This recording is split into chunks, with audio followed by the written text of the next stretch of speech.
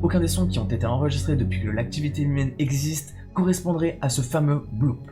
Ce signal pourrait donc provenir de quelque chose de mécanique, biologique, voire même surnaturel.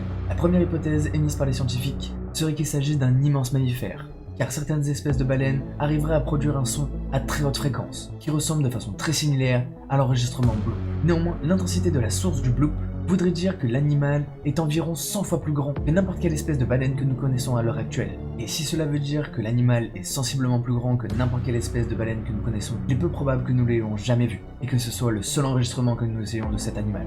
La seconde hypothèse va alors se pencher vers les sous-marins nucléaires.